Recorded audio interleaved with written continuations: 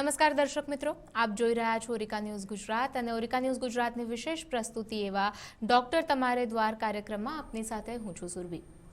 દર્શક મિત્રો, 21મી સદીમાં માણસ જ્યારે ચંદ્રની ધરતી ઉપર પગ મૂકવાની તૈયારી કરી રહ્યો છે ત્યારે ભારતના ગ્રામીણ ભાગમાં હજુ પણ ક્યાંક યુવતીઓ અને મહિલાઓ પોતાના જે મહિલાઓને લગતી શારીરિક સમસ્યાઓ છે, સ્ત્રીઓને લગતી સમસ્યાઓ છે, તેને લઈને ડૉક્ટર પાસે જવામાં આજે પણ ક્યાંક સંકોચ અનુભવી રહ્યા છે। ગાયનેકોલોજિસ્ટ પાસે જતા તેમને પોતાની વ્યથાઓ કહેતા, સમસ્યાઓ કહેતા, અને એટલા માટે થઈને આજે ઓરિકા ન્યૂઝ ગુજરાતે એક નવી પહેલ ઉપાડી છે, જેમાં હાલ સ્ટુડિયોમાં આપણી સાથે અમદાવાદના ખ્યાતનામ ગાયનેકોલોજિસ્ટ ઉપસ્થિત છે, ડૉક્ટર મિતાલી વસાવડા। મિતાલીજી, ઓરિકા ન્યૂઝ ગુજરાતમાં હું આપનું સ્વાગત કરું છું। Thank you. દર્શક મિત્રો, આપણે પ્રોગ્રામની શરૂઆત કરીએ તે પહેલાં આપને જણાવી દઉં, મિતાલીજી જે છે તેઓ અમદાવાદના એક ખ્યાતનામ ગાયનેકોલોજિસ્ટમાંથી એક છે અને આજે તેઓ ઓરિકા ન્યૂઝ ગુજરાત સાથે સ્ટુડિયોમાં ઉપસ્થિત છે। ઓરિકા ન્યૂઝ ગુજરાતની દરેકે દરેક દર્શકોને મારી વિનંતી છે કે જો આપને લગતી કોઈ પણ સમસ્યા હોય તો આજે ડૉક્ટર આપણી સાથે ઉપસ્થિત છે। ફોન લાઈન પણ આપણે ખુલ્લી મૂકી છે અને આપ ફોન કરીને ડૉક્ટર પાસેથી સમસ્યાઓનું માર્ગદર્શન મેળવી શકો છો। ડૉક્ટર, આપણે પ્રશ્નોત્તરીની શરૂઆત કરીએ અને હું આપને પૂછવા માંગીશ કે જ્યારે ટીનેજમાં યુવતીઓ હોય છે અને ત્યારથી જ્યારે એમનું માસિક ચક્ર શરૂ થાય છે ત્યારે ઘણી બધી શારીરિક ચેન્જીસ આવે છે, પરિવર્તન આવે છે, જેમાં ઘણી વખતે યોગ્ય માર્ગદર્શન ન મળવાના કારણે યુવતીઓ સંકોચ અનુભવે છે, મુશ્કેલી અનુભવે છે અને ઘણી વખત પરિસ્થિતિ એટલી ગંભીર હોય છે કે ઘરનું વાતાવરણ એટલું ખુલ્લું નથી હોતું કે જ્યાં તેઓ વાત કરી શકે, તો પોતાની માતાને કહેતા કે ઘરમાં રહેલી અન્ય કોઈ વડીલ મહિલાને કહેતા પણ તેઓ સંકોચાય છે અને પછી એ શારીરિક સમસ્યા એક વકરી જાય છે અને એક એવું સ્વરૂપ ધારણ કરે છે કે જ્યાં એનો ક્યોર પોસિબલ કદાચ નથી હોતો કે ઘણી પીડાદાયક હોય છે એ પરિસ્થિતિ। આ વખતે જ્યારે આપણે આ પ્રોગ્રામ શરૂ કર્યો છે ઓરિકા ન્યૂઝ ગુજરાતના માધ્યમથી, આપ દર્શક મિત્રોને શું સંદેશ આપવા માંગશો અને ખાસ કરીને જે મહિલા વર્ગ છે તેમને આપ આ મામલે શું સંદેશ આપવા માંગશો? કરેક્ટ, આ બહુ જ એક સંવેદનશીલ ટોપિક છે, કારણ કે આપણા ત્યાં મહિલાઓનું માસિક ધર્મ અને એની આસપાસ જોડાયેલી જે પણ સમસ્યાઓ છે, જે પણ વાતો છે, એ આપણા ત્યાં સારી રીતે થતી જ નથી। એટલે ઘરમાં પણ કદાચ માને દીકરી પણ જે ઇઝથી કે જે સહેલાઈથી એકબીજાને આ બાબતની વાત કરી શકે તો એ પણ આપણા ત્યાં બહુ જ ઓછું છે। મા બાપને પણ સંકોચ અનુભવ થતો હોય છે કે બાળકોને આ વાત કઈ રીતે કરવી। નોર્મલ જે ટાઈમ છે એ 9-10 વર્ષથી લઈને 13-14-15 વર્ષ સુધીની ઉંમરમાં બાળકીઓ નોર્મલી જે માસિક ધર્મ છે એમનો ચાલુ થતો હોય છે, શરૂ થતો હોય છે અને એ સમયે પહેલાં કદાચ 1-2 વર્ષ એના પહેલાંથી જ બાળકીઓને આ બધા જે ચેન્જીસ આવવાના છે, જે પરિવર્તનો એમના શરીરમાં માનસિક રીતે આવવાના છે, એ બધા જ પરિવર્તનો માટે કાઉન્સેલિંગ એને જેને આપણે કહીએ છીએ, કાં તો આપણે સાદી ભાષામાં કહીએ તો વાત કરવી અને એમના જે પ્રશ્નો છે એ પ્રશ્નોનો સાચી રીતે ઉત્તર આપવો।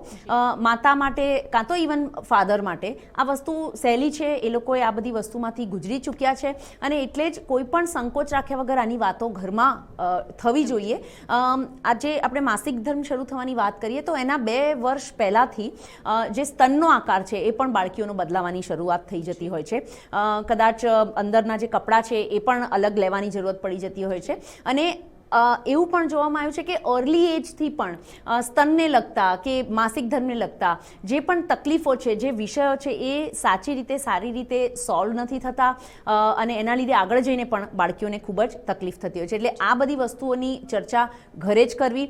કદાચ એવું કંઈ તકલીફ લાગતી હોય કે ભાઈ કોઈ પણ કારણોસર ઘરે નથી થઈ શકતી તો કોઈ પણ સારા ડૉક્ટર પાસે જઈને પણ આપણે આ વાતની એમને ચર્ચા કરાવી શકીએ, જેનાથી કરીને સંકોચ અનુભવ ના થાય। જી, માસિક ચક્ર જ્યારે શરૂ થાય તે પહેલાં પણ અને ઘણી મહિલાઓને માસિક ચક્ર દરમિયાન મૂડ સ્વિંગ્સ જોવા મળે છે, શરીરમાં અનેક જગ્યાએ ખાસ કરીને પેટ અને કમરનો જે દુખાવો છે તે ઘણી વખત અસહ્ય હોય છે અને આજના જો જમાનાની વાત કરીએ, મોટાભાગની સ્ત્રીઓ વર્કિંગ વિમેન છે તો કામની જગ્યાએથી તેમને આ દરેક વસ્તુઓ માટે રજા મળે તેવું દરેક વખતે શક્ય નથી પણ હોતું, પોતાની જવાબદારીમાંથી છટકવું એ તો આની માટે આ બધામાંથી નીકળવા કે આ સમય દરમિયાન એક ઈઝનો અનુભવ થાય તે માટે શું કરી શકાય? રાઈટ. હવે સૌથી પહેલાં તો આપણે એ વસ્તુને સ્વીકારવાની છે ને જાણવાની છે કે માસિક ધર્મ દરમિયાન થતી તકલીફો અને પીડા એની સાથે જીવવું એ જરૂરી નથી. એટલે સૌથી પહેલાં તો આપણે આપણી જાતને એટલું કરીએ છીએ, આપણે આપણી જાતને એટલું આપવું જોઈએ કે આ એકદમ નેચરલ ક્રિયા છે માસિક ધર્મનું આવવું, અને એ સમયે અગર કોઈ શરીરમાં તકલીફ હશે તો જ તમને પીડાનો અનુભવ થતો હશે. એટલે કદાચ તમને માસિક ધર્મ દરમિયાન કદાચ બહુ જ પેઇન થતું હોય કે માસિક વધુ પડતું આવતું હોય, માસિક સ્ત્રાવ વધારે હોય, તો આ વસ્તુને નોર્મલ છે, ઠીક થઈ જશે, પછી જોઈ લઈશું, એવી વસ્તુઓ કરીને જેને આપણે ઇંગ્લિશમાં કહીએ અંડર ધ કાર્પેટ કે ભાઈ ભૂલાઈ જશે, એવું કરવું જરૂરી નથી. કારણ કે જ્યારે પણ શરીરમાં કોઈ પણ પ્રકારનું દુઃખ હોય કે પેઇન થતું હોય તો એ નીચે અંડરલાઈન કોઈક તકલીફ એવી સર્જાતી હશે શરીરમાં જેના લીધે આ પેઇન છે. પેઇન એટલે જ થાય છે કે તમે એની જાણ લો, એની નોંધ લો અને એ પેઇન કેમ છે એનું કારણ શોધીને એ કારણને ટ્રીટમેન્ટ કરો. એટલે કોઈ પણ આવી વસ્તુને દુર્લક્ષ ના કરવું, અને એમાં કોઈ પણ પ્રોબ્લેમ જેવું લાગતું હોય, કોઈ ચેન્જીસ આવતા હોય તો ડેફિનેટલી ડૉક્ટરની સલાહ લેવી અને એના પ્રમાણે પછી આગળ વધવું. જી. ખાસ કરીને જ્યારે યુવતીઓ જેમ આગળ પણ વાત કરી, અને તમે પણ એક ગાયનેકોલોજિસ્ટ છો, તમારી પાસે જ્યારે લોકો આવે છે, આજની તારીખમાં પણ લોકો આ સમસ્યાઓને લઈને ખુલીને વાત નથી કરી શકતા, તો શું લાગે છે જો ઘરગથ્થુ એક જનરલ જે સમસ્યાઓ છે તેની માટે જો ઘરગથ્થુ ઉપાય આપવાના હોય તો શું હોઈ શકે? સૌથી પહેલાં તો ઘરગથ્થા ઇલાજ ક્યારે આપણે કરવા જોઈએ? જ્યારે આપણને સૌથી પહેલાં તો ખબર છે કે અંડરલાઈન કોઈ એવી બીજી તકલીફ નથી કે જેને આપણે દુર્લક્ષ કરીએ છીએ. એક્ઝામ્પલ આપણે લઈ લઈએ કે પીરિયડ્સના ટાઈમમાં દુખાવો રહેવો, તો એના માટે આપણને બધાને જ ખબર છે કે ઘરમાં જ કાં તો આજુબાજુવાળા બીજા બહેનો, મહિલાઓ, ફ્રેન્ડ્સ, કલીગ્સ, ઓફિસમાં આપણે કહીએ કે પેટમાં દુખે છે તો દરેક જણ એમની રીતે તમને નવા નુસ્ખા આવશે. કદાચ એમાંથી ઘણા એવા ઓપ્શન્સ હશે કે જેનાથી તમને એટલી પૂરતી રાહત પણ થઈ જશે, પણ એની નીચે કદાચ તમને ગર્ભાશયની ગાંઠ હોય કે કાં તો એન્ડોમેટ્રિયોસિસ નામની જે તકલીફ છે જે આજકાલ ખાસી ચર્ચામાં છે, એવી કોઈ તકલીફ હોય, કંઈ પણ એવી ઇસ્યુ હોય તો એ ઢંકાઈ જશે. આપણે જેમ કોઈ જગ્યાએ ફાટ્યું હોય તો થીગડા મારી દઈએ એવી રીતે એ થીગડા મરાઈ જશે, પણ એની જે ટ્રીટમેન્ટ છે એ નહીં થાય. તો આવી કોઈ પણ ક્યારે પણ તકલીફ સર્જાય, મૂડ સ્વિંગ્સ આવતા હોય, એક જે બહુ બીજી દુર્લક્ષ કરેલી જે મહિલાઓની તકલીફ છે એ પેશાબ છૂટી જવી, કાં તો ખાંસો છીકો ત્યારે પેશાબ છૂટી જવું, આ બહુ કોમન વસ્તુ છે. પણ આના માટે ડૉક્ટર પાસે તો શું, પણ આજુબાજુવાળાને પણ કહેતા આપણે સંકોચાતા હોય છે. સફેદ પાણી પડવું આ પણ બહુ જ કોમન સમસ્યા છે, પણ અગેન આપણે એની વાત નથી કરતા. અને સૌથી અનકોમન જે સમસ્યાઓ લઈને મહિલાઓ સામે આવે છે એ છે સેક્સ્યુઅલ, કાં તો શારીરિક સંબંધ બાંધતી સમયે કોઈક તકલીફો એવી હોય કે જેના માટે કોઈ જ સામે આવવા માટે તૈયાર નથી હોતું, અને એ તકલીફો પછી વણસી જતી હોય છે અને ખૂબ જ કોમ્પ્લિકેટ થઈને પછી ના છૂટકે ડૉક્ટર પાસે આવવું પડતું હોય છે. એટલે કોઈ પણ આવી તકલીફો સર્જાય તો સૌથી પહેલાં એની અંદર કોઈ બીજી મોટી તકલીફ નથી એ રૂલ આઉટ કરાવવું જોઈએ. એના પછી એમ લાગે કે ના, આ કદાચ આ મહિને થોડોક સ્ટ્રેસ છે, કાં તો હરવા ફરવામાં વધારે આવ્યું છે, ખાવા પીવામાં થોડોક ડિસ્ટર્બન્સના લીધે, કંઈક માઇલ્ડ ઇસ્યુના લીધે છે, તો ડેફિનેટલી ઘરગથ્થા ઇલાજો કરી શકાય. વાર્ષિક રીતે એક જે હેલ્થ ચેકઅપની આપણે દર વખતે વાત કરતા હોઈએ છીએ, prevention is better than cure એવું આપણે કહીએ છીએ કે તકલીફ આવે એ પહેલાં જ આપણે એનું નિવારણ કાઢી નાખીએ તો એ સૌથી બેસ્ટ ઓપ્શન કહેવાય. તો હવે એવી સિચ્યુએશનમાં આપણું બ્લડ ટેસ્ટ કરાવતા રહેવું. ભારત દેશમાં મહિલાઓને એનિમિક કન્ડિશન, કાં તો લોહી ઓછું રહેવાની તકલીફ સૌથી વધારે માત્રામાં છે. આપણા દેશમાં 80થી 90% લેડીઝને ઓછા વત્તા માત્રામાં એનિમિયાની તકલીફ છે, અને ઘણી વખત એવું પણ થઈ શકે કે એનિમિયાના લીધે પણ આ બધા લક્ષણો આવતા હોય. ઘણી વખત એ થાઇરોઇડની તકલીફ હોય, તો કોઈક વખત ડાયટમાં કોઈક વસ્તુનું ઓછું વધતું માત્રા હોય, વિટામિન D3 કે કોઈ વાઇટામિનની ડેફિશિયન્સી હોય, તો આ બધી વસ્તુઓ એકવાર ચેક કરાવી લેવી વર્ષમાં એકવાર, અને એનું જે કંઈ સપ્લિમેન્ટ્સ હોય કે જે કંઈ ચેન્જીસ કરવાની જરૂરત હોય એ કરશો તો ઘણો ખરો ભાગ બધી વસ્તુઓ નોર્મલ ચાલશે. અમુક ઉંમર પછી વાર્ષિક રીતે કેન્સર સ્ક્રીનિંગ, જેને આપણે કહીએ છીએ કે પેટની સોનોગ્રાફી, સ્તનનું ચેકઅપ, સ્તનની સોનોગ્રાફી અને પેપ ટેસ્ટ નામની જે તપાસ છે જેનાથી ગર્ભાશયના મુખના કેન્સર માટે આપણે નિર્ણાયક પગલાં લઈ શકીએ, અને નવું જસ્ટ અગર સ્ટાર્ટ થવાની તૈયારીમાં હોય તો એને આપણે સૌથી પહેલાં ટ્રીટ કરી શકીએ અને એને આગળ વધતા રોકી શકીએ. એટલે આવા બધા જે નાના પગલાંઓ છે, વર્ષમાં કદાચ એક દિવસનો અડધો ભાગ તમારે આ ટેસ્ટ માટે અને આની માટે આપવો પડે, પણ એ એક નિરોગી જીવન માટે બહુ જ ઇમ્પોર્ટન્ટ છે, એટલે એ ડેફિનેટલી કરવું. તો દર્શક મિત્રો, જે રીતે હાલ ડૉક્ટર વાત કરી રહ્યા છે અને જણાવી રહ્યા છે કે મહિલાઓ હંમેશા પોતાના સ્વાસ્થ્યને લઈને, પોતાની શારીરિક વાતોને લઈને ક્યાંક આંખ આડા કાન કરતી હોય તેવું જોવા મળે છે અને તેના લીધે પરિસ્થિતિ ઘણી વખત એટલી ગંભીર બને છે, એટલું વિકરાળ સ્વરૂપ ધારણ કરે છે કે સ્ત્રીઓને જાનનું જોખમ પણ ઊભું થાય છે. એટલા માટે ઓરિકા ન્યૂઝ ગુજરાત દ્વારા આ વખતથી આ નવી પહેલ શરૂ કરવામાં આવી છે કે જેમાં દરરોજ બપોરે 3:30 વાગે ડૉક્ટર આપણી સાથે જોડાશે અને જે સમસ્યાઓ છે શારીરિક, તેમનું નિરાકરણ આપ કોલ કરીને ડૉક્ટર પાસેથી એની સલાહ લઈ શકો છો. હાલ આપણે આપણી ફોન લાઈન ખુલ્લી મૂકી છે. જે દર્શક મિત્રો હાલ આ પ્રોગ્રામ જોઈ રહ્યા છો, મારી આપને નમ્ર વિનંતી છે કે ટીવી સ્ક્રીન પર દેખાતા નંબર પર આપ કોલ કરી શકો છો. ઓરિકા ન્યૂઝ ગુજરાતના સ્ટુડિયોમાં આજે ડૉક્ટર ઉપસ્થિત છે. આપ એમને ફોન કરીને આપની સમસ્યાઓ જણાવી શકો છો અને સચોટ માર્ગદર્શન મેળવી શકો છો. ડૉક્ટર, તમે જે રીતે વાત કરી કે એનિમિયાથી મોટા ભાગની યુવતીઓ પીડાય છે, એટલે કે રેડ બ્લડ સેલ જે છે એનું પ્રમાણ જે છે તે ક્યાંક ઓછું છે અને તેના લીધે ઘણી બધી અન્ય તકલીફો થઈ શકે છે. હું આપને પૂછવા માંગીશ કે પહેલાં તો એના એનિમિક હોવાના કારણે પહેલાં તો શું તકલીફો ઊભી થાય છે અને તેના નિવારણ માટે શું કરી શકાય? રાઈટ. હવે એનિમિક કન્ડિશનનું મેઇન કારણ એ છે કે શરીરમાં આયર્ન કાં તો લોહ તત્વ જેને આપણે કહીએ એની માત્રા ઓછી થઈ જાય છે. હવે કેમ ઓછી થઈ જાય છે? તો આપણું જે ડાયટ છે, આપણે જે આહાર લઈએ છીએ એમાં કશે ને કશે એની ઉણપ હોય કે એ ઓછી માત્રામાં લેવામાં આવતું હોય તો આની ઉણપ આવે. બીજી વસ્તુ હું આપને જણાવીશ કે હાલ એક દર્શક મિત્ર આપણી સાથે અમદાવાદથી જોડાયા છે. આપણે ચર્ચા ચાલુ રાખીશું, પરંતુ પહેલા આપણે દર્શક મિત્ર સાથે વાત કરીએ. ભાવનાબેન, ઓરિકા ન્યૂઝ ગુજરાતમાં આપનું સ્વાગત છે. ડૉક્ટર હાલ આપણી સાથે ઉપસ્થિત છે. આપની શું સમસ્યા છે? હા madam, good afternoon. Good afternoon. હા, મારે 42 ની ઉંમર છે અત્યારે, પણ મારે 6-7 વર્ષથી માસિક આવતું બંધ થઈ ગયું છે અને પેટનો ભાગ વધી ગયો છે. તો પેટ બહુ વધારે છે, તો શું કરાય એના માટે? ઓકે.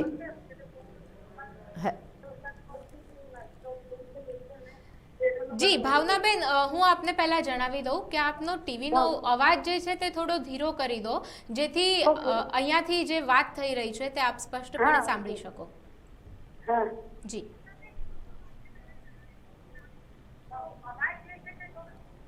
હા ઓકે. જી, આપનો સવાલ રિપીટ કરી શકો? હા, મારી ઉંમર 42-45 ની આસપાસ છે અત્યારે મેડમ. અને મારે છેલ્લા 6-7 વર્ષથી માસિક બંધ થઈ ગયું છે અને પેટનો ભાગ વધી ગયો છે. હા, મારે માસિક આવતું બંધ થઈ ગયું છે. હા, 42 કે 43 ની ઉંમર છે અને પેટનો ભાગ બહુ વધી ગયો છે. જી ઓકે. તો માસિક નાની ઉંમરમાં બંધ થઈ ગયું છે, તો કઈ બીજી તકલીફ નહીં થાય છે? Okay. Bhavnaben, first of all તો થેન્ક યુ કે તમે તમારી તકલીફને બહાર લાવ્યા અને એટલા સાહસી છો કે આની વાતો કરી રહ્યા છો. ઘણા લેડીઝ આ વસ્તુને માટે કોઈની સાથે વાત પણ નથી કરી શકતા, એટલે કોંગ્રેચ્યુલેશન્સ ટુ યુ. હવે આપના પ્રોબ્લેમ પર આવીએ તો સૌથી પહેલાં તો કોઈ તમે આના માટે તપાસ કરાવી છે? પેટની સોનોગ્રાફી, લોહીની ટેસ્ટ? નથી કરેલા. રાઈટ. તો સૌથી પહેલાં આપણે તો અમુક લોહીના તપાસના ટેસ્ટ હોય છે, તો એ કરાવી લેવા જોઈએ, જેનાથી તમને ચોક્કસપણે ખબર પડે કે આ મેનોપોઝના લીધે જ માસિક બંધ થયા છે. અમુક સમયે બીજા કોઈ કારણોસર પણ માસિક થોડા સમય માટે બંધ થઈ જતું હોય છે. એટલે એક તો આપણે એ ચોક્કસપણે જોવાની જરૂરત છે કે આ સાચે સાચ મેનોપોઝ છે કે કોઈ બીજી વસ્તુ છે. સેકન્ડ, પેડુનો ભાગ તમે કહો છો વધી ગયો છે, તો એના માટે એકવાર સોનોગ્રાફી કરાવીને જોવું જોઈએ કે અંદર કોઈ બીજી એવી પ્રોબ્લેમેટિક વસ્તુ નથી સર્જાઈ રહી કે જેનાથી પેડુનો ભાગ વધી રહ્યો છે. એટલે એક સોનોગ્રાફી, થોડા બ્લડ ટેસ્ટ, અને એવું લાગે કે બધું જ નોર્મલ છે અને આ મેનોપોઝ જ છે, તો પછી ખાલી અગર પેટનો વધવાનો જ તકલીફ હોય તો સારું પોષક ડાયટ, જેમાં કાર્બોહાઈડ્રેટની માત્રા ઓછી હોય, પ્રોટીનની માત્રા વધારે હોય, સારા વિટામિન્સ અને એનો સારો ડાયટ, કોઈ પણ સારા ડૉક્ટર કે ડાયટિશિયન તમને એવું ડાયટ પણ આપી દેશે. અને થોડું ઘણું વ્યાયામ, એક્સરસાઇઝ, યોગા જે કંઈ તમે કરતા હો. એક્સરસાઇઝનો મતલબ એમ નથી કે આપણે મોંઘા જીમમાં જ જોઈન થવું. વોકિંગ કરીને પણ તમે એક્સરસાઇઝ કરી શકો. બિલ્ડિંગમાં રહેતા હો તો સીડીઓ ચડ ઉતર કરીને પણ તમે એક્સરસાઇઝ કરી શકો. ઘરે બેઠા પણ ઘણી બધી ટાઈપની વ્યાયામ, એક્સરસાઇઝીસ હોય છે જે આપ કરી શકો છો, જેનાથી પેડુનું જે વધવાનું છે, અગર એ ખાલી ને ખાલી ચરબીના લીધે હશે તો એ ડેફિનેટલી ડાઉન જતું રહેશે. પણ એ કર્યા પહેલાં એકવાર નિદાન કરાવવું જરૂરી છે કે માસિક બંધ થવું અને પેડું વધવાનું મૂળ કારણ શું છે. એટલે આપણે કઈ સોનોગ્રાફી કહેવાય મેડમ? તમે તમારે આજુબાજુ કોઈ અગર ડૉક્ટર હશે તો તમે એમને કહી શકશો, એ તમને લખી આપે એ રીતે તમે સ્કેન કરાવી શકો છો. Right, all the best. જી ભાવનાબેન, ઓરિકા ન્યૂઝ ગુજરાત સાથે જોડાવા બદલ આભાર. અન્ય એક દર્શક મિત્ર આપણી સાથે જોડાયા છે અમદાવાદથી, મુકેશભાઈ. મુકેશભાઈ, ઓરિકા ન્યૂઝ ગુજરાતમાં આપનું સ્વાગત છે. ડોક્ટર મિતાલી હાલ આપણી સાથે સ્ટુડિયોમાં ઉપસ્થિત છે. આપ તેમને શું સવાલ કરવા માંગશો? Hello, good afternoon madam. હાજી, ગુડ આફ્ટરનૂન. મેડમ, મારી ઉંમર 45 વર્ષ છે અને મારી વાઈફની 42 વર્ષ છે. ઓકે. હવે મારા વાઈફને અમે ફેમિલી પ્લાનિંગ માટે, એટલે એક બાબુ અને એક બેબી છે, અને ફેમિલી પ્લાનિંગ માટે આપણે કોપર્ટીનો ઉપયોગ કરેલો છે. ઓકે. તો એક 5 વર્ષ માટેની કોપર્ટી એક વખત મુકાવી અને ફરીથી પછી 5 વર્ષ પૂરા થયા પછી બીજી મુકાવી છે. હવે એમને જ્યારે 5 વર્ષ પૂરા થયા અને પછી જ્યારે કઢાવી તો બહુ જ તકલીફ થઈ, અને બીજી વખતે મુકાવા ગયા ત્યારે પણ બહુ જ તકલીફ થઈ, અને અત્યારે 5 વર્ષનો બીજો એક સમયગાળા માટે કરેલી છે, 5 વર્ષ માટેની. ઓકે. પણ મેડમ એમને બહુ તકલીફ થાય છે, તો એનાથી 5 વર્ષ કે વધારે સમય રાખીએ તો કઈ તકલીફ થશે કે કઈ બીજી કોઈ પ્રોબ્લેમ થશે એવું કંઈ? ઓકે. હવે અગેન નોર્મલી અમે નથી જોતા કે મહિલાઓ પણ અમને ફોન કરતા હોય અને આવી વસ્તુઓનું વિચાર પૂછતા હોય, એટલે હું તમારાથી બહુ જ ઇમ્પ્રેસ છું મુકેશભાઈ કે એક મેલ થઈને તમે મહિલાની તકલીફ માટે ફોન કર્યો છે, એટલે મારા ખૂબ ખૂબ તમને સૌથી પહેલાં તો અભિનંદન. અને ઘણા બધા જે મેન આ શો જોતા હોય તો એમને તમારાથી પ્રેરણા લેવી જરૂરી છે આજના સમયમાં. હવે તમારા પ્રોબ્લેમ ઉપર હું જો આવું તો બીજી વખત 5 યર્સ માટે તમે કોઈ બીજી કંપનીની કાં તો કોઈ બીજી ટાઈપની વેરાયટીની કોપર્ટી અગર યુઝ કરી હશે તો એ એકવાર જોઈ લેજો. કદાચ એવું હોય કે બીજી જે પ્રીવિયસ હતી, પહેલાં મૂકેલી હતી, એ એમને વધારે સૂટ કરતી હોય અને આ ઓછું સૂટ કરતી હોય. બીજી વસ્તુ, તમે 5 વર્ષની નહીં ને સીધી 10 વર્ષની પણ કોપર્ટી મુકાવી શકો છો, 15 વર્ષની પણ કોપર્ટી મુકાવી શકો છો. એટલે અગર તમને એવું લાગતું હોય કે કોપર્ટી જ સૂટ કરે છે તો થોડા લાંબા સમય માટે મુકાવશો તો કદાચ એ તમને સારું પડશે, કારણ કે વારે વારે કાઢવું અને ફરી મુકાવવાની તકલીફથી દૂર થશે. બીજી વસ્તુ કે આ વખતે એક્ઝેક્ટલી શું તકલીફ થાય છે, કદાચ પેઇન હોય કે માસિક સ્ત્રાવ જો વધારે જતો હોય તો એકવાર સોનોગ્રાફી કરાવીને જોવું જરૂરી છે. એના જે દોરા હોય છે જેને ફીલ કરાથી ખબર પડે કે આ સાચી જગ્યામાં છે કે નહીં, તો એ જોવું પણ જરૂરી છે. અમુક વખત એ ડિસ્પ્લેસ થઈ જાય તો ગર્ભાશયમાં ઇન્જરી થતી હોય છે, જેના લીધે તમને કદાચ પેઇનનો અનુભવ થતો હોય આપના વાઈફને, અને એ વસ્તુઓ જોવી જરૂરી છે કે એની પોઝિશન બરાબર છે કે નહીં. એ અંદર અમુક ટાઈમ પિયર્સ કરીને પેટમાં જતી રહી હોય છે, જેને પરફોરેશન કહેવાય છે, તો એ પણ એકવાર જોડાવી લેવું જરૂરી છે. જે બી ડૉક્ટરે નાખી હોય કોપર્ટી એને કદાચ તમે જઈને વાત કરશો તો એ તમને એનું સચોટ નિદાન કરીને આપશે, નંબર 1. બીજી વસ્તુ કે જરૂરી નથી કે અગર તમે ફેમિલી કમ્પ્લીટ કરી લીધું છે, આપે જેમ કીધું કે એક બાબો છે, એક બેબી છે, અને આગળ અગર બાળકોની ઈચ્છા ના હોય, બાળકો તમારા મોટી વયના હોય કે 5, 7, 10 વર્ષના હોય બચ્ચાઓ બંને, તો તમે ફૂલ એન્ડ ફાઇનલ પણ ફર્ટિલિટીને કંટ્રોલ કરી શકો છો. એના 2 પર્યાય છે. એક છે કે મેડમ જે છે આપના વાઈફ, એમના જે ટ્યુબ્સ છે એને આપ બ્લોક કરાવી શકો છો, ફેલોપિયન ટ્યુબ્સને બ્લોક કરાવી શકો છો, જે એક નાના ઓપરેશનથી બહુ જ સહેલાઈથી થઈ શકે છે. અને બીજું, અને એ હું એટલે કહી રહી છું કારણ કે તમે બહુ જ મને ઇન્સ્પિરેશનલ મેલ લાગો છો, બીજી વસ્તુ એ છે જે તમે તમારા વાઈફને પણ હેલ્પ કરી શકો છો, જેનાથી એ છે કે જે મેલ ઓર્ગન્સ છે એમાં અમુક સર્જરી થઈને થઈ શકતું હોય છે, જેનાથી જે શુક્રાણુ છે એનું આવવાનું બંધ થઈ જાય છે. એનાથી નપુસંગતા કે એવી કોઈ બીજી સાઈડ ઇફેક્ટ નથી, કમ્પ્લીટલી સેફ છે, અને જે પુરુષ છે એને બીજી કોઈ એનાથી સાઈડ ઇફેક્ટ નથી થતી. પણ એડવાન્ટેજ એ છે કે મેલનું ફર્ટિલિટીનું જે ઓપરેશન છે એ લોકલ એનેસ્થીસિયાની અંડર થાય છે. લેડીઝનું જ્યારે આપણે આ ઓપરેશન કરીએ છીએ ત્યારે એના માટે શોર્ટ જનરલ એનેસ્થેટિક કાં તો મોટું એનેસ્થીસિયાની જરૂરત પડતી હોય છે. એટલે અગર આપ એ નિર્ણાયક પગલું લેવા માંગો છો તો આ 2 ઓપ્શન્સ પણ તમારી માટે ખુલ્લા છે. Thank you madam. Most welcome. જી મુકેશભાઈ, ઓરિકા ન્યૂઝ ગુજરાત સાથે જોડાવા બદલ આપનો ખૂબ આભાર. અન્ય દર્શક મિત્રોને પણ આપે એક પ્રેરણા આપી છે આજે, એક પુરુષ તરીકે મહિલાની સમસ્યા વર્ણવવા માટે જે તમે ફોન કર્યો છે તે બદલ. અનેક દર્શક મિત્ર ડોક્ટર હાલ આપણી સાથે જોડાયા છે કચ્છથી, પુષ્પાબેન. પુષ્પાબેન, ઓરિકા ન્યૂઝ ગુજરાતમાં આપનું સ્વાગત છે. ડોક્ટર હાલ આપણી સાથે ઉપસ્થિત છે, આપ તેમને શું સવાલ કરવા માંગશો? હેલો. જી હેલો. પુષ્પાબેન, હું આપને જણાવી દઉં કે આપ ટીવી નો વોલ્યુમ જે છે તે થોડો ધીરો કરી દો. હેલો. હેલો હા પુષ્પાબેન, હેલો, આપ મેડમ. ટીવી નો વોલ્યુમ પહેલા ધીરો કરી દો. હા, ધીમો કરી નાખો. જી હેલો. ડોક્ટર મિતાલી હાલ આપણી સાથે સ્ટુડિયોમાં ઉપસ્થિત છે, આપ પોતાની શું સમસ્યા તેમને જણાવવા માંગશો? હા, નમસ્કાર બેન. નમસ્તે. હા, મને છે ને 25 દિવસે માસિક આવે છે, ઓકે, એના માટે. અચ્છા. 25 દિવસ. બેન, તમારી ઉંમર શું છે? મારી ઉંમર 43 છે. 43 વર્ષે. આ ઓછા સમયે માસિક આવવું એ નવી વસ્તુ છે કે પહેલાથી જ આવી રીતે 25 દિવસની સાયકલ્સ છે આપની? રેગ્યુલર મને 25 દિવસથી થાય છે, રેગ્યુલર. અચ્છા, એટલે પહેલાથી જ્યારથી માસિક શરૂ થયું ત્યારથી 25 દિવસ? હા, ત્યારથી 25. ઓકે. અને કેટલા દિવસ સુધી માસિક જાય છે? રક્તસ્રાવ કેટલા દિવસ સુધી રહે છે? 3 દિવસ સુધી ચાલુ રહે છે સખત. 10 દિવસ સુધી? 3 દિવસ. 3 દિવસ સુધી. બ્લીડિંગ બહુ જ હેવી આવે છે, ગાંઠો પડતી હોય, પેટમાં દુખાવો રહેતો હોય એવું કંઈ? પેટમાં દુખાવો રહે થોડો. ઓકે. એના લીધે કામ ના કરાતું હોય, દવાઓ લેવી પડતી હોય એવો દુખાવો કે સહન થઈ જાય એવો?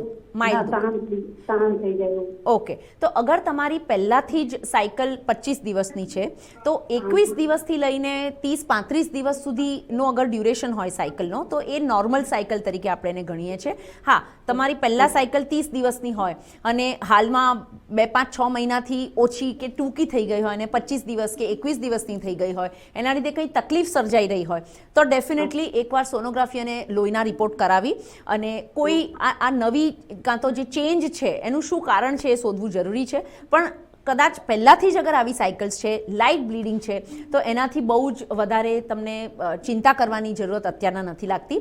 પણ એની સાથે કદાચ પેડુનો દુખાવો બહુ વધી જાય, રક્તસ્રાવ બહુ વધી જાય, કાં તો બીજી કોઈ એવી સિમ્ટમ આવે જેના લીધે તમને એવું થતું હોય કે ના, આ પહેલાં જેવું નથી, કંઈક અલગ છે, કંઈક તકલીફવાળું છે, તો ડેફિનેટલી ડૉક્ટરની સલાહ લઈ અને એનું જે કંઈ નિદાન હોય એ કરીને એની ટ્રીટમેન્ટ લેવી જરૂરી છે.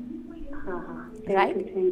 આપે અગર પેપ ટેસ્ટ ના કરાવ્યો હોય તો એ ડેફિનેટલી કરાવો. એ 5 જ મિનિટની તપાસ હોય છે, કોઈ પણ ગાયનેકોલોજિસ્ટ આપને કરી આપશે અને એ દર વર્ષે એકવાર કરવો જરૂરી છે, ગર્ભાશયની અને ગર્ભાશયના મુખની સ્વાસ્થ્ય માટે અને કેન્સર આગળ જઈને ના થાય એના માટે. આ બહુ જ મોટી આપણી પાસે ઓપ્શન છે અને એ ડેફિનેટલી તમે ના કરાવી હોય તો કરાવવું જોઈએ.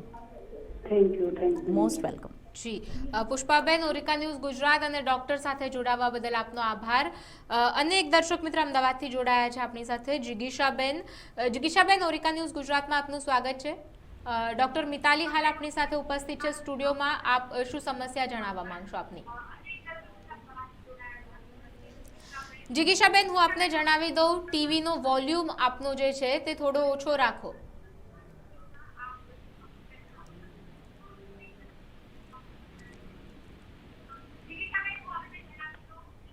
જિગીશાબેન, આપ ડોક્ટરને શું સમસ્યા જણાવવા માંગશો આપની?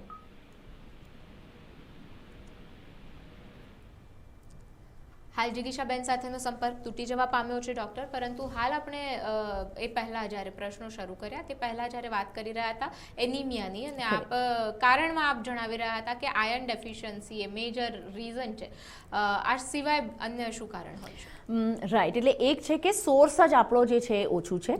બીજી વસ્તુ છે કે ઇન્ટેક આપણો સારો છે, કે આપણું બેલેન્સ ડાયટ છે, ડાયટમાં મળી રહે છે અપ્રોપ્રિએટ અમાઉન્ટ, પણ એનું જે એક્ઝિટ છે એ વધારે છે, કાં તો એનો જે લોસ છે આપણા શરીરમાંથી એ વધારે છે, જે નોર્મલી મહિલાઓમાં થતું હોય છે. એની સૌથી ઇમ્પોર્ટન્ટ રીઝન હોય છે માસિક સ્ત્રાવનું વધારે જવું. માસિક જે છે એ બહુ જ નાના કાં તો 15 દિવસે 20 દિવસની અવધિમાં ફરીવાર આવી જવું, કાં તો બહુ લાંબા સમય સુધી ચાલવું કે 7 દિવસ 10 દિવસ 12 દિવસ એવી રીતે ચાલવું. આવી કોઈ પણ કારણ હોય તો આપણું જે લોહીનો લોસ છે શરીરમાંથી એ વધારે થઈ જાય છે અને એના સામે જે ઇન્ટેક છે એ એટલું ઓછું પડી જાય છે ને એટલું નથી થઈ શકતું. બીજું જે એક કારણ છે એ છે પેટમાં કરમિયા પડવા. એસ્પેશિયલી જે યંગર એજ ગ્રુપની બાળકીઓ છે જેમને માસિક શરૂ થતું હોય છે, એમને અગર પેટમાં કરમિયા હોય તો પણ ત્યાંથી બ્લડ લોસ થતો હોય છે અંદર ઇન્ટેસ્ટાઇનમાં, અને એના લીધે પણ આ ઓછું થઈ જાય છે. બીજું પાઇલ્સ થવું, કોન્સ્ટિપેશન રહેવા, એના લીધે પણ સંડાસ વડે લોહી પડતું હોય છે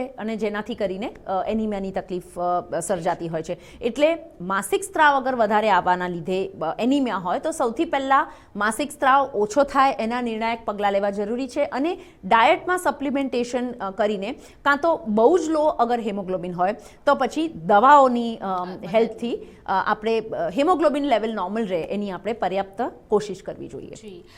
જો ડાયટની વાત કરવામાં આવે તો ડાયટ વિશેની જે ચર્ચા છે દર્શક મિત્રો તે આપણે એક નાનકડા વિરામ પછી કરીશું. ડૉક્ટર આપણી સાથે ઉપસ્થિત છે, ફોન લાઈન પણ ખુલ્લી છે, પરંતુ હાલ સમય થયો છે એક નાનકડા વિરામનો. વિરામ બાદ ફરીથી મળીશું.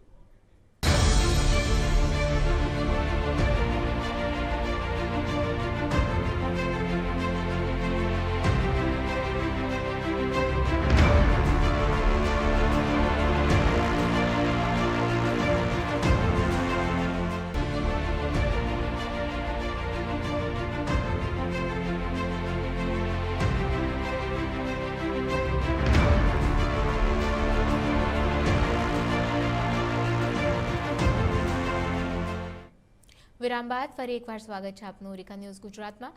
દર્શક મિત્રો, આજે આપણી સાથે સ્ટુડિયોમાં ડૉક્ટર મિતાલી ઉપસ્થિત છે, જેઓ એક ગાયનેકોલોજિસ્ટ છે. અમદાવાદના ખ્યાતનામ ગાયનેકોલોજિસ્ટમાં તેમની ગણના પણ થાય છે. અને બ્રેક લીધો એ પહેલાં આપણે વાત કરી રહ્યા હતા કે ભારતની 80%થી વધુ મહિલાઓ અને યુવતીઓમાં એનિમિયાનું પ્રમાણ ઘણું વધારે જોવા મળે છે. અને ડૉક્ટરે શા કારણથી એનિમિયા થાય છે અને કેવી તકલીફો આપી શકે છે તે વાત ઉપર પ્રકાશ પાડ્યો. ડૉક્ટર, આ મામલે હું આપને આગળ પૂછવા માંગીશ કે ડાયટ જે છે તેમાં શું ફેરફાર કરવો જોઈએ જેનાથી જે ડેફિશિયન્સી છે એની પૂર્તિ થઈ શકે. અને આપ જવાબ આપો તે પહેલાં એક દર્શક મિત્ર હાલ આપણી સાથે જોડાયા છે, ઉર્મિલાબેન. ઉર્મિલાબેન, ઓરિકા ન્યૂઝ ગુજરાતમાં આપનું સ્વાગત છે. અમદાવાદ મુંબઈથી બોલું છું મેડમ. જી ઉર્મિલાબેન, ડૉક્ટર મિતાલી આજે આપણી સાથે ઉપસ્થિત છે સ્ટુડિયોમાં. આપની શું સમસ્યા તેમને જણાવવા માંગશો? મારી સમસ્યા છે, મારે 49 વર્ષ થયા છે. ઓકે, બરાબર. મોનોપોઝમાં હું કમ્પ્લીટ આવી ગઈ છું અને ડોક્ટરનું કેવું એવું છે કે સ્ટેબલનો જે પ્રોબ્લેમ છે તમને ઊભા રહેવાનું ને બધું હોર્મોન ચેન્જ ના થાય છે. મેં ન્યુરોફિઝિશિયનની ઘણી બધી દવા ખાધી મેડમ, પણ કે બહુ ફેર પડતો નથી. મને ચક્કરનો પ્રોબ્લેમ રહે છે. માસિક તો 1.5 મહિને 2 મહિને રેગ્યુલર આવે છે. ઓકે. માસિક હજી પણ રેગ્યુલરલી આવે છે આપને? હા, 1.5 મહિને 2 મહિને આવી જાય છે. અચ્છા. અને આપે ન્યુરો ફિઝિશિયનને કન્સલ્ટ કર્યું છે તમારા ચક્કર માટે? હા, એના માટે બી કર્યું છે અને ગાયનિક ડોક્ટર વૈશાલીબેનને પણ મળી છું. અચ્છા, તો એમનું શું કહેવું છે? તમારા જે ન્યુરો ફિઝિશિયન છે, અગર તમારું હેમોગ્લોબિન નોર્મલ છે, થાઇરોઇડ હોર્મોન ઓકે છે અને બીજું કોઈ ઓર્ગેનિક પ્રોબ્લેમ નથી દેખાઈ રહ્યું, તો કદાચ ચક્કરની જે તકલીફ છે એ અમુક સમયે કાનમાંથી સર્જાતી હોય છે, જેને ઓટોજેનિક વર્ટિગો કહેતા હોઈએ છીએ. વર્ટિગો એટલે ચક્કર આવો, અને અમુક સમયે એ ન્યુરો ફિઝિશિયનના અંડર આવતું હોય છે, જે આપ ઓલરેડી એમને મળી ચૂક્યા છો. એટલે એમની દવાઓનું કઈ રીતે તમને અસર આવે છે, નથી આવતું, શું ટેસ્ટ કર્યા છે, એ બધું જોવું અને સમજવું પણ જરૂરી બને છે. અને ડેફિનેટલી ન્યુરો ફિઝિશિયનને આપ કન્સલ્ટ કરવાનું કન્ટિન્યુ કરશો તો એમાં તમને કોઈકની કોઈક બ્રેક થ્રુ એનું કારણ એ રીતે સમજાશે. અમુક સમયે વર્ટિગો નું એક્ઝેક્ટ નિદાન કરવું મુશ્કેલ થઈ જતું હોય છે, પણ તે સમયે પેશન્સ રાખવું અને ડૉક્ટર સાથે ફોલોઅપ ચાલુ રાખવો, જેથી કરીને એનું જે મૂળ કારણ જડે અને એની પછી ટ્રીટમેન્ટ કરે, એના માટે ડૉક્ટરને પણ એટલો સમય ઘણીવાર જોઈતો હોય છે. આભાર મેડમ, આભાર. જી ઉર્મિલાબેન, ઓરિકા ન્યૂઝ ગુજરાત સાથે જોડાવા બદલ આપનો આભાર. મિતાલીજી, આપણે વાત કરી રહ્યા હતા આયર્ન રીચ ફૂડની. આપણે ડાયટમાં શું એડ કરીએ જેનાથી આયર્નનું લેવલ છે તે વધે? કરેક્ટ. હવે અ બેલેન્સ ડાયટ આપણે એને કહીએ જેની અંદર બધા જ ન્યુટ્રિશનના તત્વો આપણને કરેક્ટ માત્રામાં મળે છે. તો એવું એક તો બેલેન્સ ડાયટ લેવો. આયર્ન રીચ ફૂડ્સ એવી વસ્તુમાં હોય છે જે ગ્રીન લીફી વેજીટેબલ, કાં તો લીલા શાકભાજી આપણે કહીએ છીએ. ગોળ, જે લાલ ગોળ, દેશી ગોળ આવે છે, એની અંદર આયર્નનું સારી માત્રા હોય છે.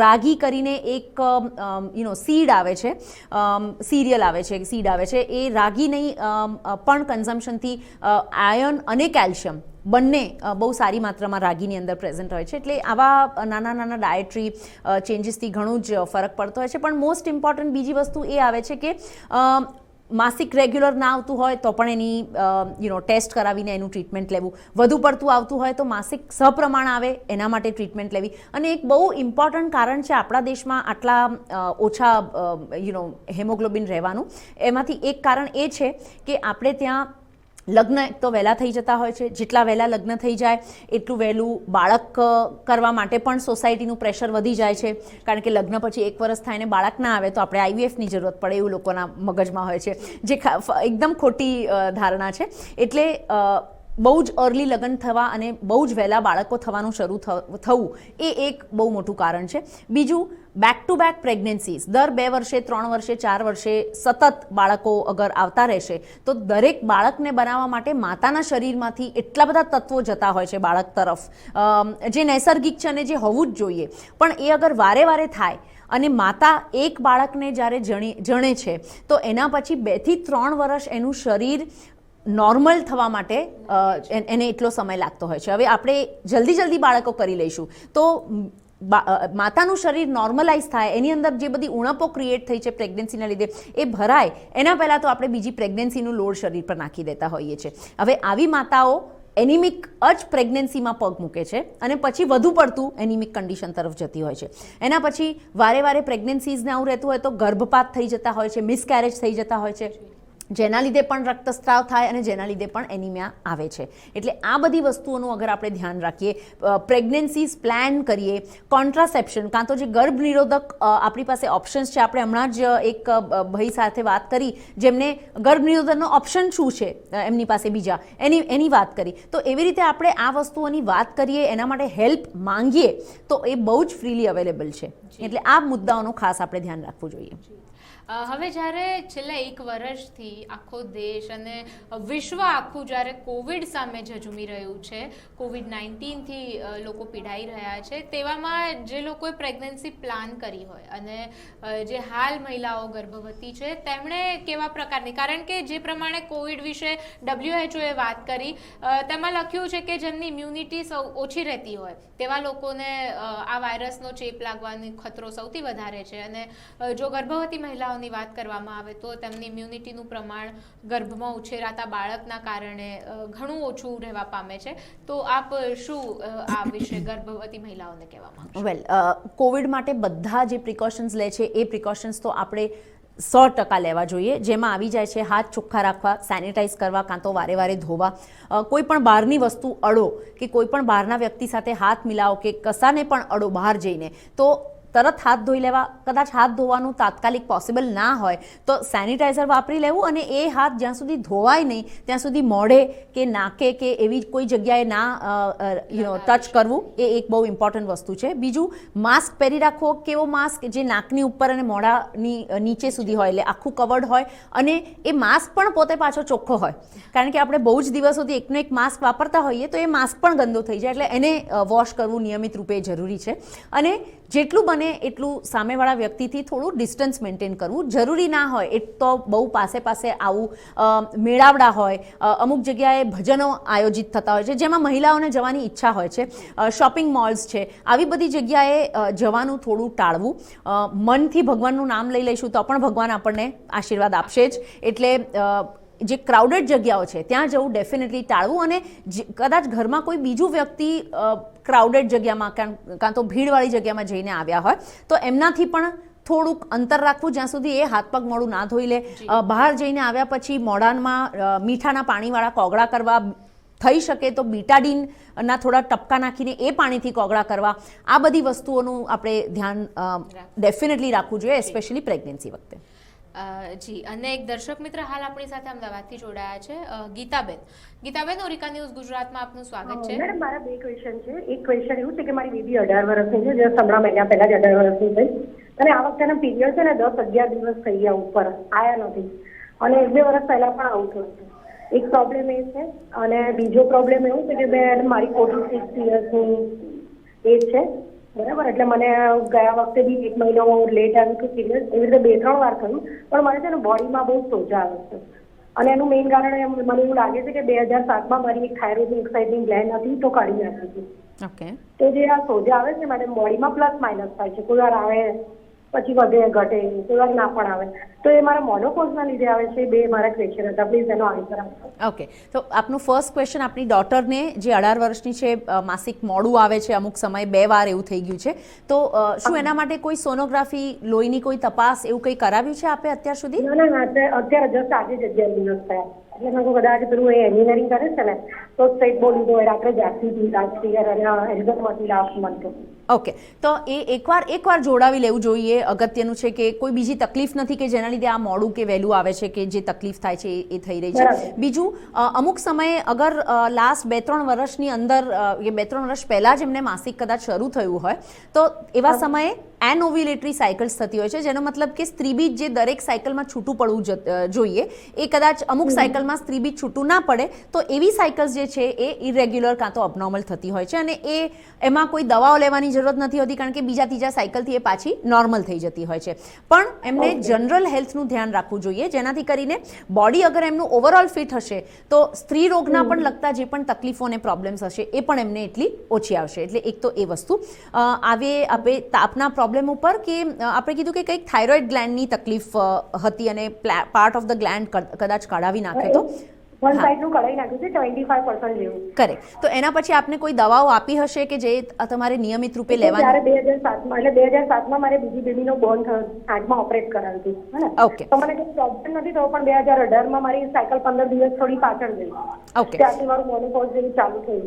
એ પછી મને આ સોજાની તકલીફ. તે સિવાય મેં ઘણીવાર થાઇરોઇડના રિપોર્ટ પણ કરાયા છે, નોર્મલ આવ્યા છે, બીજી કોઈ બીમારી પણ નથી. ઓકે. પણ આ સોજા આવે છે એના લીધે મને, અને પાછું પ્લસ માઇનસ થાય છે. રાઈટ. એટલે સોજાના ઘણા બધા કારણો હોઈ શકે, અને મોસ્ટલી જે એના કારણો છે એ સિસ્ટમિક કારણો છે, કે જે આખા શરીરને ઇફેક્ટ કરે એવા કારણો હોય છે. એટલે ગ્લેન્ડ કરાવી નાખી છે, એના પછી થાઇરોઇડના કોઈ ડૉક્ટરને અગર આપ ફોલો કરતા હો, જેમને આ ગ્લેન્ડ કદાચ કાઢી આપી હશે આપને, તો એમની સાથે ફોલોઅપમાં રહેવું અને એમને ફોલો પણ જઈને આવી છું. ENTમાં પણ બતાવ્યું, અમે કીધું તમને કોઈ પ્રોબ્લેમ થાઇરોઇડનો કે ગ્લેન્ડનો નથી. ઓકે. એક બીજો એનું જે કારણનો ચાન્સ હોઈ શકે એ છે કિડનીની લગતી કોઈ તકલીફ અગર સર્જાઈ રહી હોય તો એક એ જોવડાવવું જરૂરી છે. બીજું છે હૃદય અગર સ્ટ્રોંગ છે, એમાં કોઈ અગર પ્રોબ્લેમ છે. ઘણી ખરી વખત હૃદયના જે વેલ્વ્સ છે એ જન્મજાત થોડા વીક હોય છે, અને અમુક ઉંમરના થાવ આપ એના પછી એની જે તકલીફો છે એ દેખાતી હોય છે. તો એકવાર એક સારું ઓવરઓલ બોડીનું ચેકઅપ કરાવવું, જેની અંદર હાર્ટથી લઈને કિડની સુધી બધા જ ટાઈપના રોગોનું તમને નિદાન મળી શકે અને જોડાવી શકો. પેટની સોનોગ્રાફી ક્યારે ના કરાવી હોય તો એકવાર પેટની સોનોગ્રાફી પણ કરાવી જરૂરી છે. અને તમારા ડાયટમાં તમારા જે લોહીમાં પ્રોટીન પૂરતી માત્રામાં છે કે નહીં, ઇલેક્ટ્રોલાઇટ્સ કાં તો જે મિનરલ્સ છે એ પૂરતી માત્રામાં છે કે નહીં, એ બધું જોડાવવું. અને એના પછી ડિસાઇડ કરવું કે જે સોજા છે એ જસ્ટ પોઝિશનલ આવે છે, બેનાઇન આવે છે, કે એની પાછળ કોઈ બીજો રોગ છે કે એવું કોઈ કારણ છે. અગર કોઈ જ કારણ નથી અને આવી રીતે સાયક્લિક સોજા આવે છે તો સારું એક્સરસાઇઝ, ફિઝિકલ એક્ટિવિટી સારી રાખવાથી પણ ઘણી વખત સોજા અબ્ઝોર્બ થઈ જતા હોય છે. અને વજન અગર વધારે પડતું થઈ જતું હોય તો એની ઉપર થોડું નિયંત્રણ રાખવું પણ જરૂરી છે.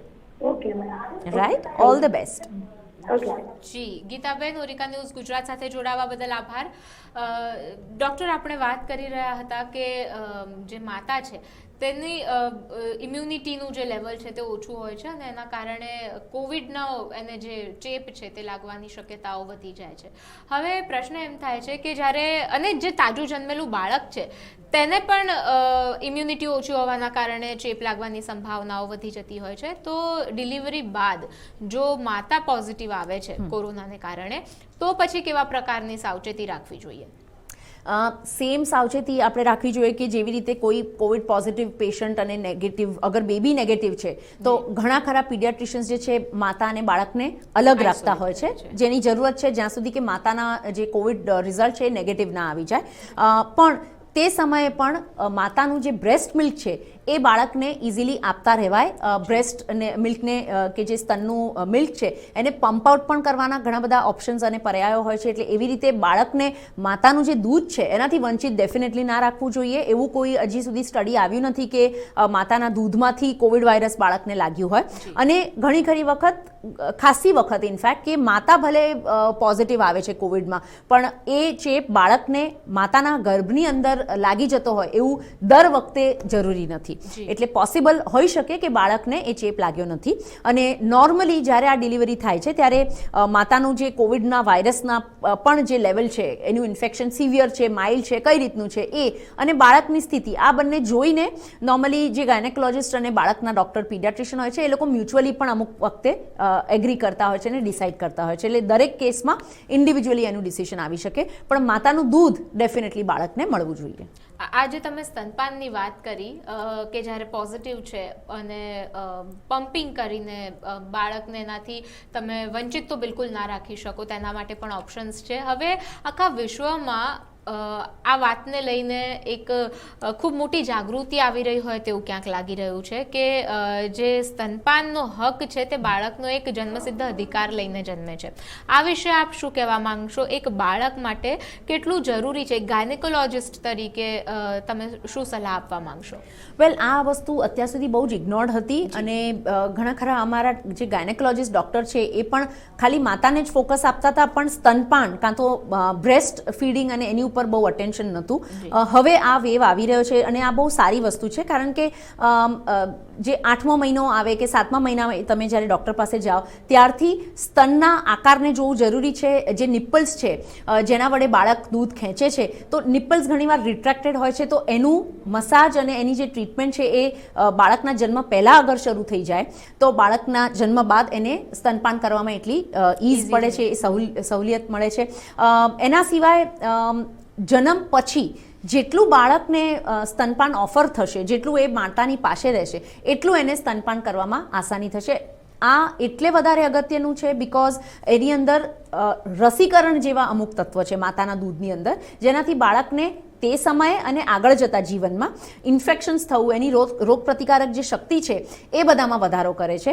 પ્લસ બાળકોને આયર્ન જે ફોર્મમાં આપવાની જરૂરત હોય છે એ ફોર્મમાં જ માતાના દૂધમાં એ પ્રેઝન્ટ હોય છે. બાળકને કેલ્શિયમ મળી રહે છે. ઘણા બધા બીજા પેસિવ ઇમ્યુનિટીના જે ફેક્ટર્સ છે એ પણ માતા બાળકને ડાયરેક્ટ ટ્રાન્સમિટ કરે છે એના દૂધ વડે. એટલે માતાનું દૂધ ડેફિનેટલી બાળકને આપવું જ જોઈએ. અમુક જ બહુ રેર કન્ડિશન્સ છે જેમાં કદાચ ડૉક્ટર તમને એડવાઇસ કરે કે બાળકને દૂધ ના આપવું. ફોર એક્ઝામ્પલ, બાળકને અગર લેક્ટોઝ ઇન્ટોલરન્સ નામની તકલીફ છે તો એવા સમયે માતાનું દૂધ નહીં પણ લેક્ટોઝ ફ્રી જે દૂધ આવે છે એવા દૂધ આપવાની જરૂરત પડતી હોય છે, પણ most of the other times એ આપી શકાય છે. શારીરિક જે બદલાવ આવે છે ડ્યુરિંગ પ્રેગ્નન્સી, કે જ્યારે માસિક ચક્ર શરૂ થાય ત્યારે પણ જે પ્રમાણે આગળ આપે કીધું કે એક યુવતીના શરીરમાં ઘણા બધા શારીરિક ચેન્જીસ આવે છે, પણ સાથે સાથે માનસિક જે પરિવર્તનો આવે છે તેની ઉપર પણ ધ્યાન આપવાની જરૂર છે. કારણ કે જ્યારે અચાનક તમારા શરીરમાં બદલાવ થઈ જાય છે અને ઘણી વખત તમે અવેર નથી હોતા એ વાતને લઈને, ત્યારે એની સાથે ડીલ કરવું થોડુંક મુશ્કેલ થઈ જતું હોય છે. અને ખાસ કરીને એડોલેસન્ટ સ્ટેજમાં કે જ્યાં તમે ટીનેજ છો, તમને ઘરમાંથી એ પ્રકારનું માર્ગદર્શન નથી મળી રહ્યું, તો આ વખતે જ્યારે આપણે આ વિશે વાત કરી જ રહ્યા છીએ તો શારીરિક બાદ માનસિક પરિવર્તન જે થાય છે તેની ઉપર કેવા પ્રકારના ઉપાયો કરી શકાય? કરેક્ટ. હવે જે મેન્ટલ હેલ્થ છે મહિલાઓની, આઈ થિંક અગર આપણે એમ કહીએ કે મહિલાઓની હેલ્થ બહુ જ દુર્લક્ષ કરેલી વસ્તુ છે આપણા દેશમાં, તો મહિલાઓની માનસિક હેલ્થ તો એનાથી પણ જાય એવું અટેન્શન પામે છે. એટલે અને આપણે અગર મોટું જોઈએ તો મહિલાઓની સ્પેસિફિક જે મનોસ્થિતિ છે એમાં નોર્મલી 3 એવા ઉંમરના પડાવો છે જેમાં સૌથી વધારે એની ઉપર અસર પડે છે. એક છે જ્યારે એ એક નાની બાળકીમાંથી એક સ્ત્રી થવા તરફ એમનો પગલો મૂકે છે, જેને આપણે પ્યુબર્ટી કહીએ છીએ, જ્યારે માસિક ધર્મ ચાલુ થતો હોય છે, સ્તનમાં બદલાવો આવતા હોય છે, ઇમોશન્સમાં ચેન્જીસ આવતા હોય છે. તો આ એક સમય છે જેમાં ઘણા ખરા ખરાબ વસ્તુઓ પણ, આદતો પણ લાગી જતી હોય છે, અને એ સમયે જે બાળકી છે કે જે દીકરી છે એને સૌથી વધારે સપોર્ટનો જરૂરત છે. અને આ વસ્તુ કેટલી નોર્મલ છે એ એને કહેવાની તે સમયે જરૂરી હોય છે. તે વખતે પણ એન્ઝાયટી, ડિપ્રેશન, બોડી ઇમેજ ડિઝોર્ડર્સ, જે બોડી ડિસ્મોર્ફિક ડિઝોર્ડર પણ કહેવાય છે, પોતાના શરીરને એક્સેપ્ટ ના કરવું, આવી બધી ઘણી વસ્તુઓ તે સમયે થતી હોય છે. બીજો જે પડાવ છે એ પ્રેગ્નન્સી અને ચાઇલ્ડ બર્થ, કે જ્યારે એ પ્રેગ્નન્ટ હોય મહિલા, ગર્ભવતી હોય ને એના પછી જ્યારે ડિલિવરી થાય ત્યારે નોટ જસ્ટ ધ ફેક્ટ કે આ ચેન્જીસ છે, એના જિંદગીમાં બહુ મોટો બદલાવ છે, પણ ઓલ્સો હોર્મોન્સની જે ગતિવિધિ હોય છે એ સમયમાં એ એટલી બધી ડ્રાસ્ટિક હોય છે કે આ બે વસ્તુ મળીને ડિપ્રેશન, ડિલિવરી બાદ કાં તો પ્રેગ્નન્સીની દરમિયાન એ બહુ જ કોમન વસ્તુ છે. એન્ઝાયટી તે સમયે બહુ જ કોમન વસ્તુ છે અને આનાથી ઘણી માતાઓએ એમના જીવ પણ ગુમાવ્યા છે. એટલી સિવિયર વસ્તુ છે. એટલે આનું ખાસ કરીને ધ્યાન રાખવું કે એ સમયે વધારે રડવું આવતું હોય કે કંઈ ખબર નથી પડતી કેમ પણ મજા નથી આવતી, સૂનું રડવું આવે છે, આવી કોઈ પણ તકલીફો તે સમયે સર્જાતી હોય તો આપના ગાયનેકોલોજિસ્ટને ડેફિનેટલી કોન્ટેક્ટ કરીને કહેવું કે આવી તકલીફથી હું જઈ રહી છું. અને એ એટલા સમયમાં અગર આપણે સાચવી લેતા હોઈએ તો નોર્મલી પછી પ્રોબ્લેમ નથી આવતો. અને જે ત્રીજો પડાવ છે એ છે મેનોપોઝની દરમિયાન, જ્યારે ફર્ટાઇલ લાઈફ કાં તો જે પ્રજનન શક્તિ છે એનું જ્યારે એન્ડ આવે છે અને આપણે મેનોપોઝ તરફ જઈએ છીએ, એ સમય પણ એક ટ્રાન્ઝિશન ભર્યો છે, એ સમય પણ હોર્મોનના ચેન્જીસ ભર્યો છે. એટલે એ સમયે પણ જે પણ મહિલા આના થ્રુ જતી હોય તો એને એન્ઝાયટી, ચીડચીડિયા થવું, ડિપ્રેશન આવવું, સુસાઇડલ ટેન્ડન્સીઝ આવી આ બધી વસ્તુઓની સમસ્યાઓથી પણ એ લોકો પાસ થતા હોય છે. જી દર્શક મિત્રો, જણાવી દઈએ ફરી એક વખત કે આજે ડૉક્ટર મિતાલી વસાવડા હાલ આપણી સાથે સ્ટુડિયોમાં ઉપસ્થિત છે. આપને લગતી કોઈ પણ સમસ્યા માટે, ખાસ કરીને સ્ત્રી રોગને લગતી સમસ્યાઓ માટે માર્ગદર્શન મેળવવા ટીવી સ્ક્રીન પર દેખાતા નંબર પર આપ કોલ કરી શકો છો અને ડૉક્ટર મિતાલી તેનું સચોટ માર્ગદર્શન આપવા માટે હાલ આપણી સાથે ઉપસ્થિત છે. ડૉક્ટર, વધુમાં હું આપને પૂછવા માંગીશ કે જે પ્રમાણે આપણે શારીરિક બદલાવની સાથે સાથે માનસિક બદલાવ અને તેની સાથે આવતા ચેલેન્જીસની વાત કરી રહ્યા હતા. હવે કોર્ટિઝોલ કે જેને સ્ટ્રેસ હોર્મોન કહે છે, તેમાં જ્યારે વધારો ઘટાડો થાય છે જેના લીધે તમારા સ્ટ્રેસ લેવલના કારણે હોર્મોનમાં ચેન્જીસ આવે છે, એ કોર્ટિઝોલમાં બદલાવ આવવાને કારણે જે માસિક ધર્મ છે તેની સાયકલ ઘણી વખત દિવસો ઓછા થઈ જવા કે ટૂંકી થઈ જવી, એમાં એ પ્રમાણેના ચેન્જીસ આવતા હોય છે, ક્યાં તો લાંબુ ચાલવી. આના કારણે શું અન્ય તકલીફો શરીરમાં સર્જાઈ શકે છે? વેલ, કોર્ટિસોલ બહુ વધારે હોવું કે બહુ ઓછું હોવું આ બંને રેકગ્નાઇઝ મેડિકલ કન્ડિશન્સ છે. નોર્મલી એનું અગર સાચે સાચ તકલીફ હોય તો એના માટે એન્ડોક્રાઇનોલોજિસ્ટ કે જે ગ્રંથિઓના ડૉક્ટર આપણે એમને જાણીએ છીએ એમનું પણ ઇન્વોલ્વમેન્ટ આવા કેસીસમાં જરૂરી હોય છે. પણ જો અગર આપણે સાધારણ જે દિનચર્યામાં જે સ્ટ્રેસ થાય છે અને એના લીધે આપણે અગર વાત કરીએ તો એવા જે પ્રોબ્લેમ્સ છે એ ડિસ્ટ્રેસ કરવાથી કાં તો સ્ટ્રેસ લેવલ્સને ઓછા કરવાના જે બી પર્યાયો છે એ ટ્રાય કરવાથી પણ જે માસિક ધર્મમાં પ્રોબ્લેમ આવે છે એ ઘણી ખરી રીતે એને આપણે સોલ્વ કરી શકીએ છીએ. એટલે પણ અગર એનો કોઈ રોગ હોય જેને આપણે કુશિંગ સિન્ડ્રોમ નામનું એક તકલીફ છે જેમાં કોર્ટિસોલ હોર્મોન ડિસ્ટર્બ હોય છે, એવી કોઈ વસ્તુ હોય તો એના બીજા પણ લક્ષણો હોય છે, શરીરના, સ્કિનના અને બીજા બધા એના ચેન્જીસ પણ હોય છે. અને એ સમયે સ્ત્રી રોગને લગતી જ નહીં પણ એ જે મૂળ ડિઝીઝ છે એને લગતી ટ્રીટમેન્ટ કરવી એ વધારે જરૂરી બની જાય છે. જી, જે માસિક ધર્મમાં સામાન્ય પીડા જે થાય છે જેને ભારતભરમાં તો ખાસ કરીને એવી રીતે ગણવામાં આવે છે કે હવે આ જિંદગીનું લાગ્યું, આ વાક્ય મેં ઘણી વખત સાંભળ્યું છે કે હવે આ તો કાયમનું છે, આની સાથે જીવતા શીખી જાઓ. અને ઘણી યુવતીઓ એવી હોય છે, ઘણી મહિલાઓ એવી હોય છે કે આ પેઇન જ્યારે સહન નથી થતું ત્યારે તેઓ પેઇન કિલર ખાવા ઈચ્છતી નથી હોતી, પરંતુ વર્કિંગ વિમેન હોવાને કારણે આ કરવું જરૂરી છે. તો આપ કેવા પ્રકારની એક્સરસાઇઝ કે કેવા પ્રકારના એ દિવસો દરમિયાનના ચેન્જીસ કે રૂટીનમાં ચેન્જીસ તમે જણાવશો કે જેના લીધે એક ઇઝ મળી શકે? કરેક્ટ. હવે સૌથી પહેલાં તો હું બેક ટુ બેસિક્સ જઈશ કે આ કારણ જે પેઇન કે ડિસ્કમ્ફર્ટ કે જે કંઈ તકલીફ અગર નવી સર્જાઈ હોય તો એનું મૂળ કારણ જાણવું અગત્યનું છે. એટલે સૌથી પહેલાં તો એ જાણવા માટે ડૉક્ટરની પાસે જઈને એમની સલાહ લેવી. એના પછી એવું લાગે કે આ માઇલ્ડ છે અને રૂટીન પ્રોબ્લેમમાંનું એક છે તો પછી પેઇન કિલર્સ લેવામાં કોઈ જ તકલીફ નથી.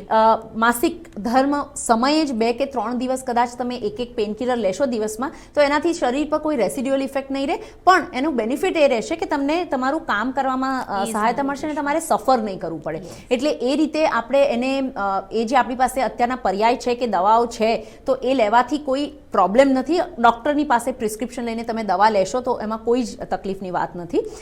બીજું, ડૉક્ટર, એક દર્શક મિત્ર હાલ આપણી સાથે જોડાયા છે, ગીતાબેન. આપણે ચર્ચા ચાલુ રાખીશું પરંતુ પહેલા દર્શકને સાંભળી લઈએ. જી ગીતાબેન, ઓરિકા ન્યૂઝ ગુજરાતમાં આપનું સ્વાગત છે. ડૉક્ટર મિતાલી હાલ ઉપસ્થિત છે, આપ તેઓને શું સવાલ કરવા માંગશો? હેલો મેમ, કેમ છો? મજામાં. જય બોલો. શ્રી કૃષ્ણ. બોલો. મેડમ, હું એવું કહેવા માંગુ છું કે હાલ કોરોના બહુ જ આમ લેવલ પર આવી ચૂક્યો છે, દવાખાનામાં જવાની પણ બીક લાગે છે. રાઈટ. અને હાલ હું પ્રેગ્નેન્ટ છું 5 મહિના. ઓકે. અને દવાખાનામાં જો મારી પરિસ્થિતિ પ્રાઇવેટમાં જવાની નથી અને સરકારીમાં જવાની બીક લાગે છે કોરોનાને લઈને. તો હવે એના માટે શું કરવું એની કોઈ રાય આપશો તમે? વેલ, તમારું જે સરકારીમાં પણ કશેક પણ તમે જ્યાં નામ નોંધાયું હોય તો ઘણીવાર કોવિડના જે વોર્ડ છે કે કોવિડના પેશન્ટ્સ જ્યાં એડમિટ થતા હોય છે એ આખું સેક્શન અલગ હોતું હોય છે અને જે નોન કોવિડ પેશન્ટ્સ અટેન્ડ થતા હોય છે આખી અલગ વિંગ હોતી હોય છે. એટલે કોવિડના ભયથી તમે સાવ ડૉક્ટર પાસે ના જાઓ એવું ડેફિનેટલી નહીં કરવું જોઈએ, કારણ કે કંઈ પણ તકલીફ હશે અંદર, પ્રેગ્નન્સીમાં કંઈક તમને કેરની જરૂરત હશે તો તમને એ ઓપોર્ચ્યુનિટી નહીં મળે એને શોધી કાઢવાનું. એટલે તમારા જે ડૉક્ટર છે એમને પૂછી અને જે નોન કોવિડ સેક્શન છે કે જ્યાં કોવિડ પેશન્ટ્સ આવતા જ નથી ત્યાં જવામાં કોઈ જ વાંધો નથી કે કોઈ રિસ્ક નથી. એટલે નંબર 1 એ. બીજું, તે છતાંય તમને અગર ટેન્શન રહેતું હોય ને એમ લાગતું હોય કે ના નથી જ જવું, તો એવા સમયે તમે હવે ઘણા ડૉક્ટર્સ ઓનલાઈન અપોઇન્ટમેન્ટ્સ પણ આપે છે, તો ઓનલાઈન કન્સલ્ટ કરાવી શકો. લોહીની તપાસ અગર કરાવવાની હોય દર મહિને તો એના માટે ઘરે આવીને લેબવાળા પર્સન ફૂલ પ્રિકોશન સાથે લોહીની સેમ્પલ લઈ જતા હોય છે અને એકાદ વાર કદાચ તમારે સોનોગ્રાફી કરાવવાની જરૂરત પડે તો એ સમયે પૂરતા પ્રિકોશન લઈ અને સ્કેન અને સોનોગ્રાફી પણ આપ કરાવી શકો છો. એટલે આ બધા જ ઓપ્શન્સ તમારી પાસે અવેલેબલ છે અને આ ડરથી ના જાઓ એવું ના કરતા. ડેફિનેટલી આટલું કરાવવું જરૂરી છે. પ્રેગ્નન્સી વખતે આટલી કાળજી જરૂરી છે. ગીતાબેન, ઓરિકા ન્યૂઝ ગુજરાત સાથે જોડાવા બદલ આભાર. ડૉક્ટર મિતાલી, ફરી એક વખત ઓરિકા ન્યૂઝ ગુજરાતમાં આવવા બદલ અને અમારા દર્શક મિત્રોને ઘણું ખરું માર્ગદર્શન આપવા બદલ આપનો પણ આભાર. આશા રાખીએ કે ફરી એક વખત આપ અમારી સાથે જોડાઓ અને અમારા દર્શક મિત્રોને જે સમસ્યાઓ છે તેનું આપ નિવારણ લાવવા માટે મદદરૂપ નીવડો. દર્શક મિત્રો, ફરી એક વખત મળીશું પોતાના જે ફિલ્ડના કહેવાય કે ખ્યાતનામ ડૉક્ટર સાથે અને ફરી એક વખત ડૉક્ટર સાથે ચર્ચાઓ કરીશું. આપની સમસ્યાઓ જણાવવા આપ ઓરિકા ન્યૂઝ ગુજરાત સાથે ઘરે બેઠા જોડાઈ શકો છો અને ઘરે બેઠા જ જે સમસ્યાઓ છે શારીરિક તેને લગતું માર્ગદર્શન આપ મેળવી શકો છો. વધુ જે અપડેટ્સ છે તે જાણવા માટે આપ જોતા રહો ઓરિકા ન્યૂઝ ગુજરાત. મને આપશો રજા. નમસ્કાર.